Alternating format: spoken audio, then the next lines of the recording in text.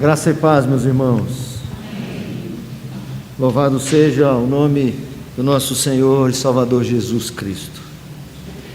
Vamos mais uma vez abrir no Evangelho de Mateus, capítulo 6.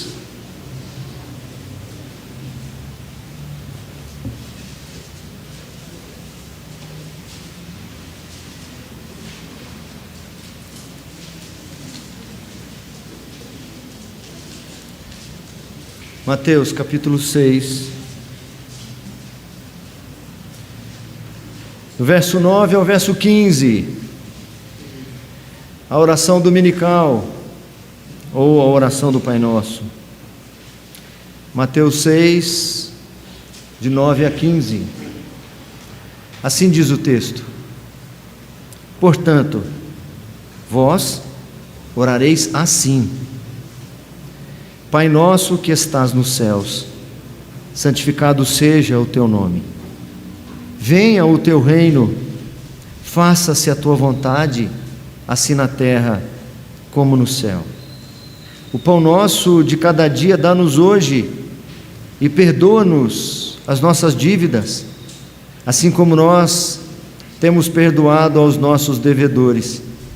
Não nos deixes cair em tentação, mas livra-nos do mal, pois teu é o reino, o poder e a glória para sempre. Amém. Porque se perdoardes aos homens as suas ofensas, também vosso Pai Celeste vos perdoará. Se porém não perdoardes aos homens as suas ofensas, tampouco vosso Pai vos perdoará as vossas ofensas. Até o verso 15. Mais uma vez, vamos orar. Fechemos nossos olhos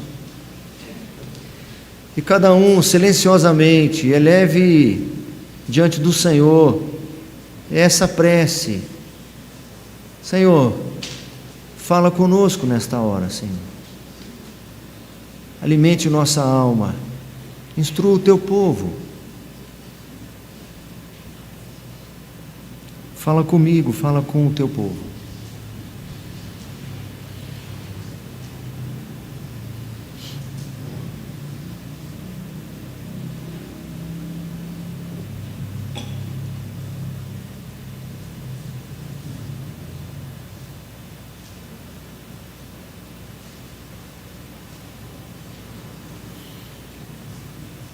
Santo, santo, santo é o Senhor dos exércitos. Toda a terra está cheia da tua glória. Com estas palavras, o teu servo, o profeta Isaías, descreve a sua visão, aquilo que ele estava vendo na hora. O Senhor eterno, majestoso, o Criador dos céus e da terra, assentado no seu alto e sublime trono. Nós nos prostramos diante do teu trono, Senhor, e tão somente pela mediação, pelos méritos de Jesus Cristo, nós dirigimos nossa voz diante do Senhor, rogando o Senhor, assim como teu servo Jacó: não passes daqui, Senhor, sem que antes nos abençoes.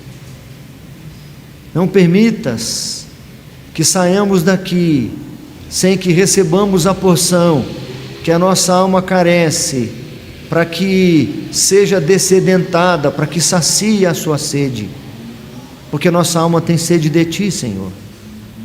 Em nome de Jesus, eis aqui uma porção da tua igreja, Senhor, povo de tua propriedade exclusiva, povo que foi trazido aqui por teu Espírito Santo para lhe oferecer um culto, Senhor, que esperamos que lhe suba como um aroma agradável às tuas narinas, Senhor. Que teu Espírito Santo prepare os nossos corações, use, Senhor, esse instrumento falho e imperfeito, e que honre a tua palavra, Senhor, proclamando as tuas verdades, em nome e por amor de Jesus. Amém. Eu não posso perder de vista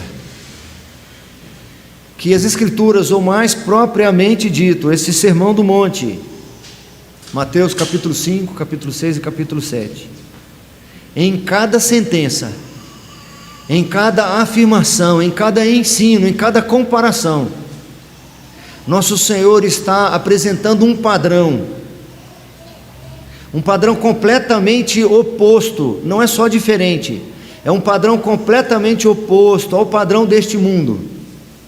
Ele está aqui revelando o reino e dizendo como que é o reino, quais são as regras deste reino, quais são os princípios deste reino, quais são os valores, qual é a ética, qual é a estética, o que é o certo, o que é belo nesse reino dos céus, e que os integrantes deste reino vivem de maneira condizente com este reino.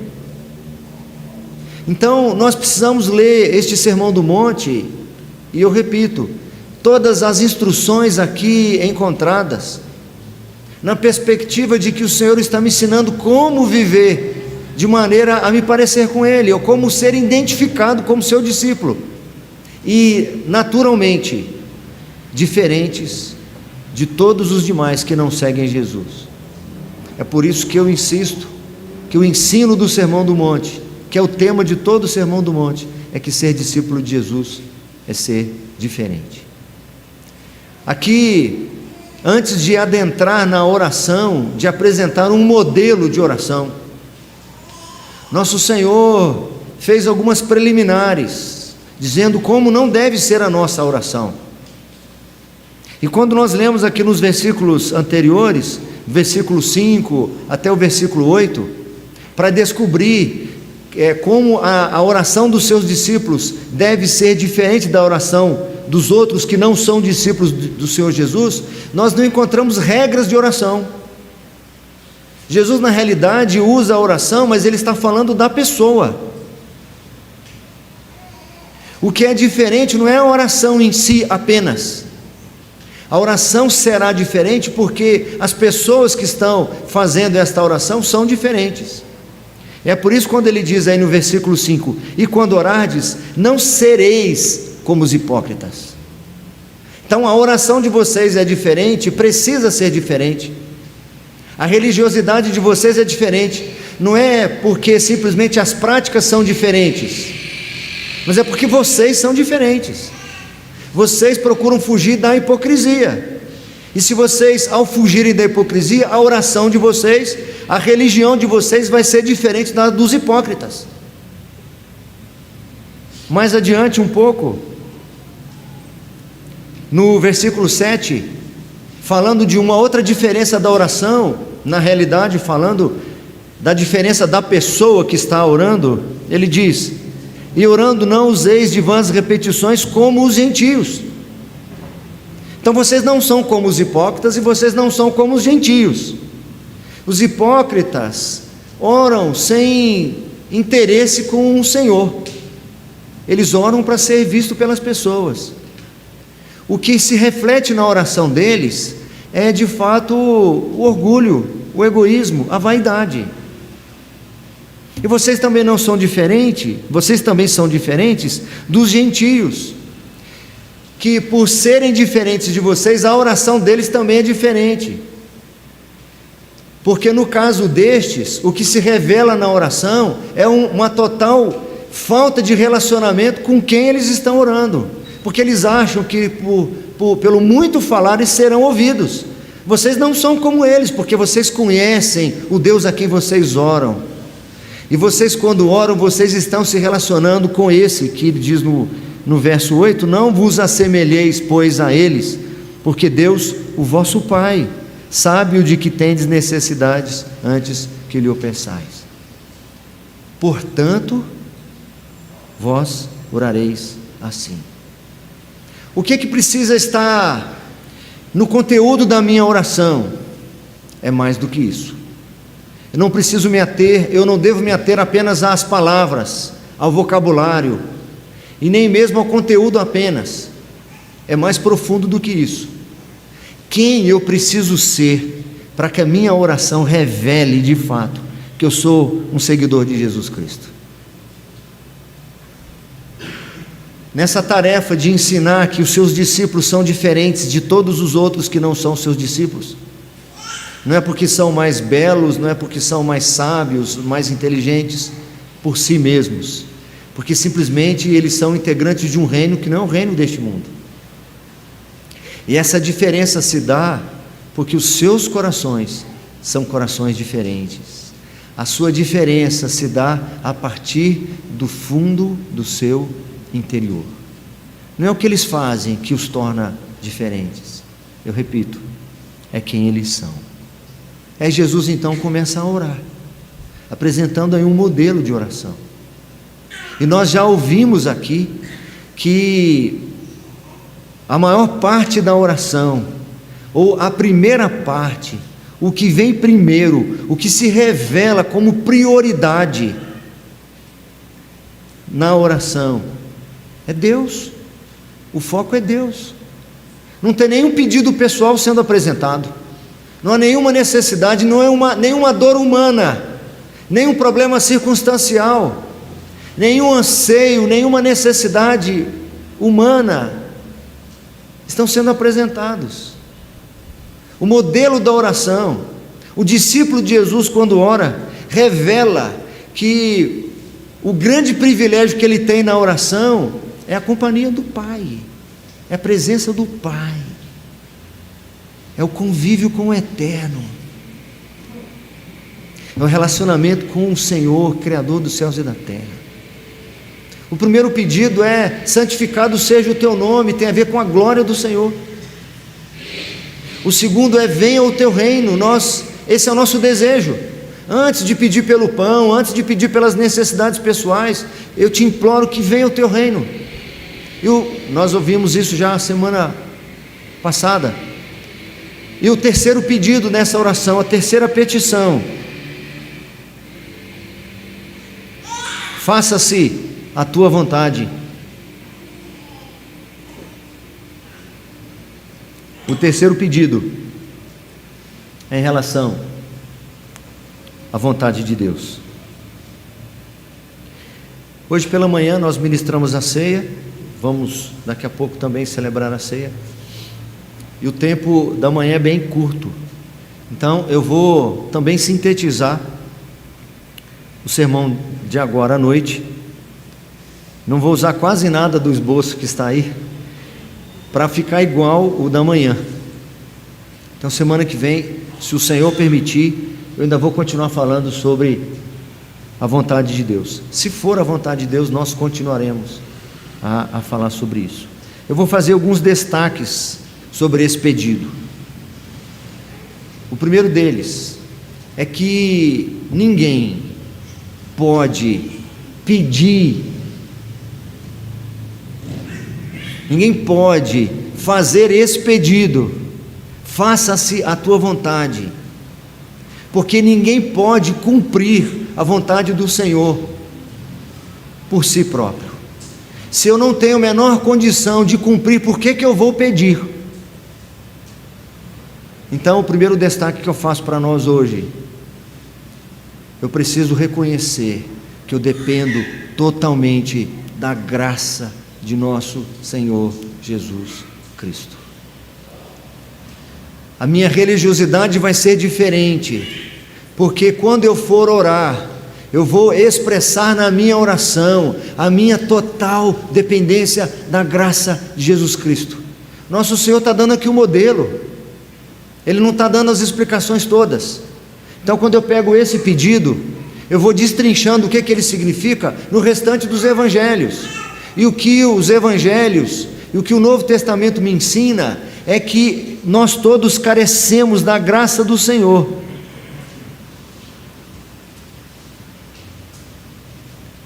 Para realizar a vontade do Senhor. O autor aos Hebreus, ele faz uma oração que está registrada no seu livro. Ele diz o seguinte, e essa oração é reveladora, porque nós reconhecemos, nós aprendemos aqui, que só podemos obedecer à vontade do Senhor através de sua misericórdia, revelada em Cristo, dependemos totalmente da graça. Diz o texto: ora, o Deus da paz, que tornou a trazer dentre os mortos a Jesus, nosso Senhor, o grande pastor das ovelhas, pelo sangue da eterna aliança, vos aperfeiçoe em todo o bem, para cumprirdes a sua vontade. Que o Deus da paz, que ressuscitou a Jesus dentre os mortos, o nosso Deus, o grande pastor das ovelhas, ele até agora só está identificando quem é o autor da ação. Que o grande pastor das ovelhas, aquele que pelo seu sangue da eterna aliança, que esse Deus, o pastor das ovelhas, que trouxe Jesus de dentre os mortos, que ele faça o que, sabe? Vos aperfeiçoe em todo o bem, para cumprirdes a sua vontade. Ele continua explicando: operando em vós o que é agradável diante dele, por Jesus Cristo, a quem seja a glória para todo sempre. Amém.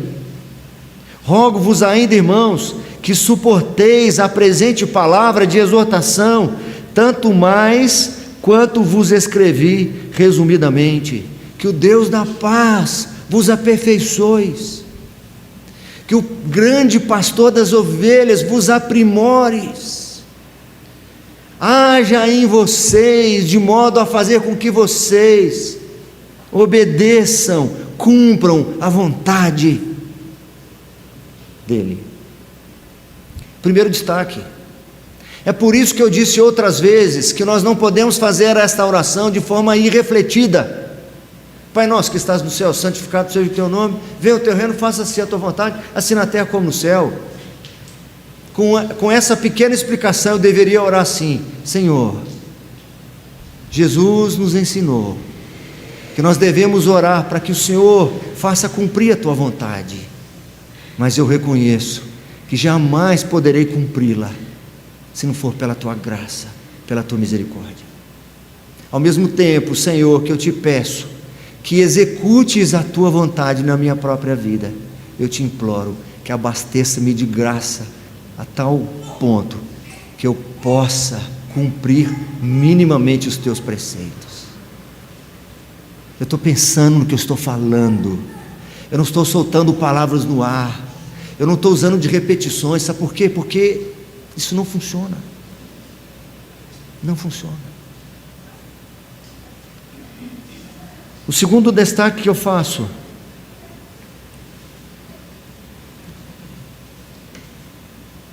é que, para fazer esse pedido, eu também preciso levar em conta que para a vontade do Senhor se realizar, é preciso abrir mão da minha. Sabe por que a oração de vocês é diferente, meus discípulos? Porque vocês são pessoas que aprenderam a negar-se a si mesmo, aprenderam a renunciar às suas vontades e anseios e desejos. Vocês descobriram que é muito melhor viverem segundo a minha própria vontade e não quererem dividir, satisfazer a minha vontade e a vontade de vocês. Por isso que vocês são diferentes. Sabe por quê? Porque todos os demais que não vivem dessa forma, como integrantes deste reino, estão sempre divididos, estão sempre concorrendo, porque os seus corações são opostos a eles mesmos. Eles podem até ter o desejo de andar comigo, eles podem até ter o desejo, de alguma forma, como o apóstolo Paulo escreve aos Romanos no capítulo 7, quanto ao homem interior, eu tenho prazer na lei de Deus, mas encontro nos meus próprios membros uma outra lei, que guerreia com a minha vontade interior. Eu encontro oposição em mim mesmo. A menos que nós morramos para nós mesmos, abramos mão de fato da nossa vontade, e aí eu me diferencio dos hipócritas, que estão super vivos para si. Esses hipócritas, via de regra os fariseus, eles eram cheios de si, Quem é cheio de si não tem espaço para o Senhor. Eu sou mais eu sou mais eu não sou como esses outros, eu não sou nem como esse publicano, pecador miserável. Eu sou dizimista da hortelã e do cominho. Eu sou um cara diferenciado. Você é muito diferenciado. Enquanto você é cheio de si, aquele publicano é vazio de si. É nesse contexto que Jesus diz para os grandes religiosos dos seus dias, cheios de si: vocês precisam saber que publicanos e pecadores, que prostitutas, publicanos e pecadores vos precedem no reino dos céus. Sabe quem precede vocês? Sabe quem está lá na frente da fila? Quem é vazio de si, quem se reconhece um trapo, um mulambo. É o que ele dissera já no início do Sermão do Monte: bem-aventurados são os pobres de espírito, porque deles é o reino dos céus. Bem-aventurados os que choram, bem-aventurados os mansos, bem-aventurados os humildes de espírito, bem-aventurados os que têm fome e sede de justiça, bem-aventurados são os pacificadores, bem-aventurados sois vós, quando por minha causa vos injuriarem, vos perseguirem, e mentindo disserem todo o mal contra vós. Bem-aventurados são os refugos desta vida, bem-aventurados são os que estão nos últimos lugares nas filas. Bem-aventurados são aqueles que são tidos como a escória do mundo, aqueles que não têm coragem nem de levantar os olhos aos céus, como aquele publicano, mas batia no peito, dizendo: Senhor, eu sou um pecador. Eu não tenho como falar disso sem me referir ao precursor de Jesus Cristo, João Batista. Segundo o testemunho do próprio Jesus Cristo, ele diz para os seus discípulos: dos nascidos de mulher, ninguém foi maior que João Batista. Como assim João Batista foi grande? Como assim João Batista era renomado? Nós encontramos algumas pistas no seguinte relato do Evangelho de João: e foram ter com João Batista, e lhe disseram, foi um discípulo de João Batista e mais um judeu. Eles foram lá conversar com João Batista: mestre, chamando João Batista, mestre, aquele que estava contigo além do Jordão, do qual tens dado testemunho, está batizando, e todos lhe saem ao encontro. Eles estão fazendo uma provocação. Eles estão sendo instrumentos aqui para incitar o orgulho de João Batista. Pô, sabe aquele que o senhor batizou outro dia? Já tem mais gente seguindo ele, a igreja dele já está maior que a sua. Se converteu esses dias, foi batizado outro dia. Quem é ele? O senhor não vai fazer nada? O senhor não tem um ciúminho santo, mais santo, um ciúminho santo, não é nada demais. Respondeu João: olha onde esse homem demonstra, onde ele se destaca como o maior dentre os nascidos de mulher. Respondeu João: o homem não pode receber coisa alguma se do céu não lhe for dada. Quem sou eu? É a graça do Senhor. Vós mesmos sois testemunhas de que vos disse: eu não sou o Cristo, mas fui enviado como seu precursor. O que tem a noiva é o noivo, o amigo do noivo que está presente e o ouve, muito se regozija por causa da voz do noivo, pois esta alegria já se cumpriu em mim. O meu privilégio é ouvir a voz do noivo, essa é minha honra, ouvir a sua voz. Convém que ele cresça e que eu diminua. Eu não posso fazer essa oração de maneira inconsequente. Pode voltar lá, porque isso aí vai ficar tudo para a próxima. Vocês já viram os capítulos dos, como é que é? Mas spoiler é coisa mais moderna. Eu sou do interior de Minas. Como é que chama? Já viram as cenas do próximo capítulo. Aí você volte para ver o capítulo. Eu não posso de maneira nenhuma fazer, Senhor, faça-se a tua vontade. E se na minha vida estiver um monte de senões, ou a regra da minha vida for desde que, Eu não sei se foi quarta-feira no estudo bíblico, ou no domingo, ou na escola dominical, mas eu dei o exemplo de oração que eu já fiz muitas vezes, antes de Deus me agraciar com aquela santa mulher, minha esposa. Eu jovem, piedoso, achando que estava seguindo a cartilha correta, eu orava assim: Senhor, será não aquela moça ali, aquela ali que eu estou pensando, aquela ali? Será que não é essa, Senhor? Faz muito tempo isso, tá, irmãos? Vocês pensam isso, vou falar para nível, isso que eu estou contando aqui para vocês, hein? Se for contar, conta direito. Se não for da tua vontade, Senhor, eu sou muito crente, faz o seguinte: tira do meu coração.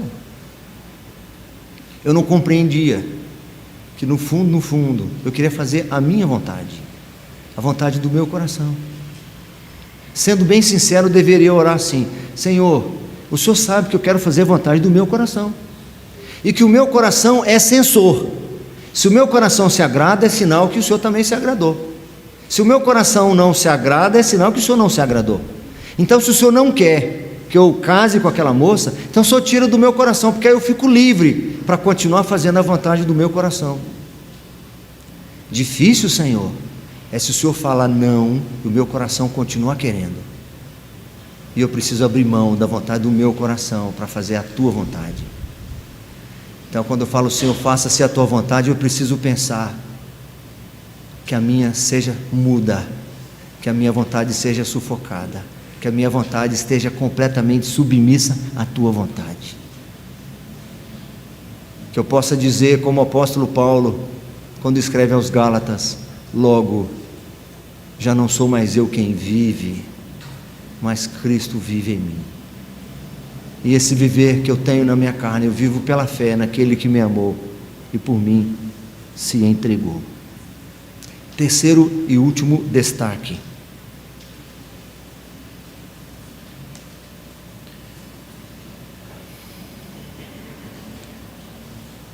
verso 10. Vamos juntos? Lá do Sermão do Monte, dos capítulos 6. Eu espero um pouco.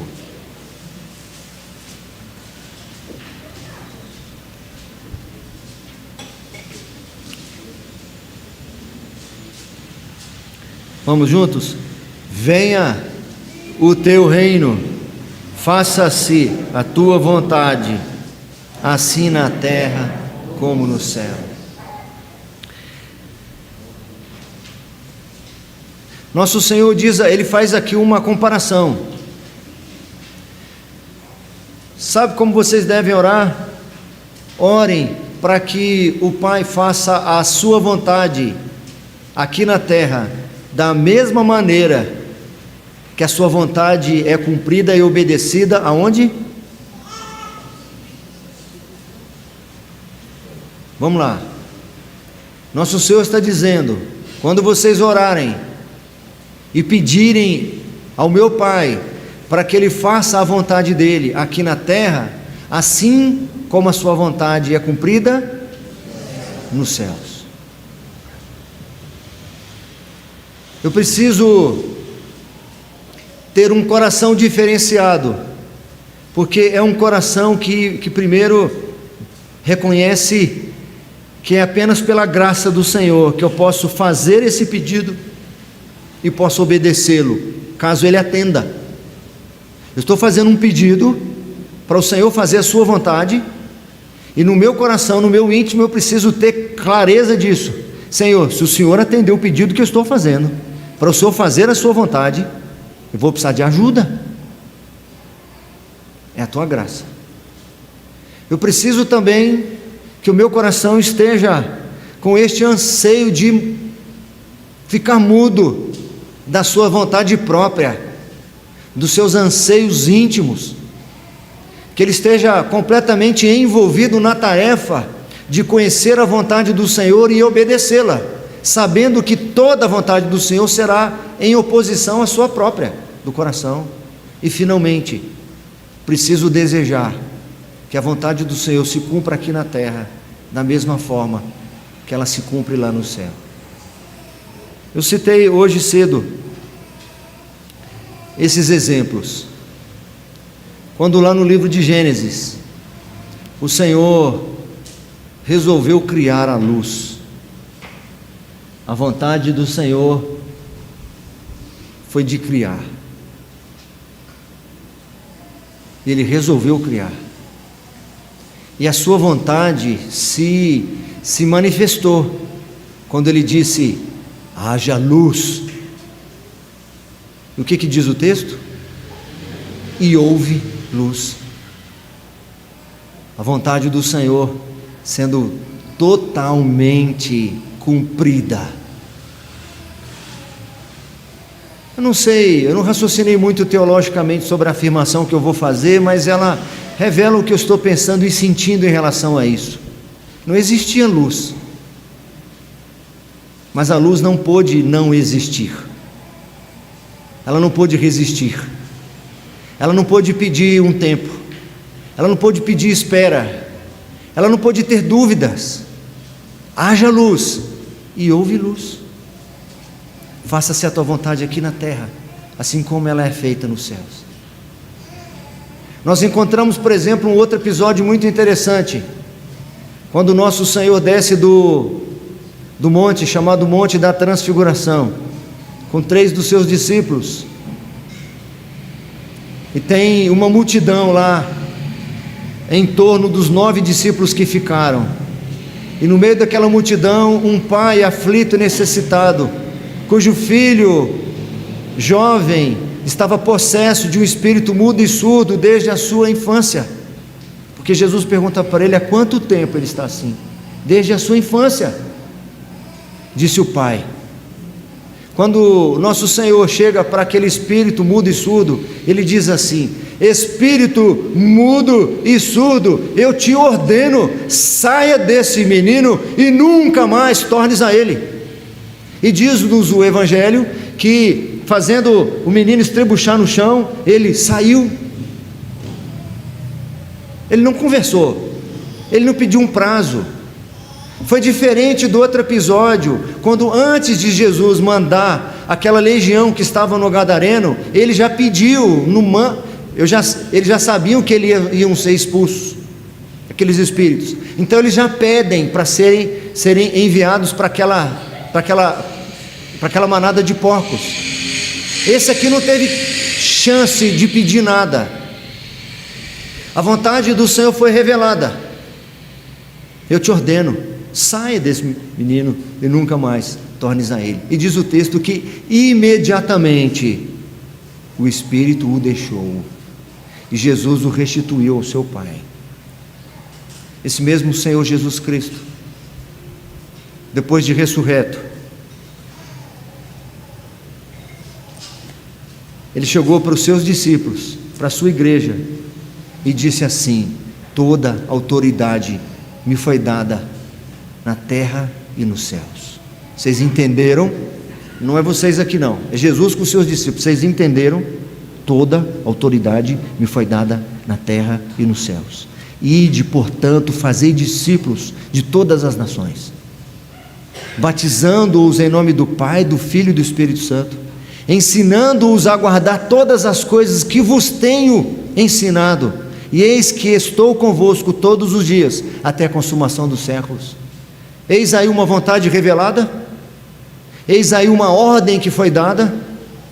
A luz não suportou, a criação não suportou, os espíritos imundos não suportam a vontade sendo revelada, mas a igreja, muitas vezes, fica assim: vou esperar mais um pouco, deixa eu fazer um curso primeiro, deixa eu me formar, porque aí eu vou ter tempo para fazer isso, para fazer discípulos.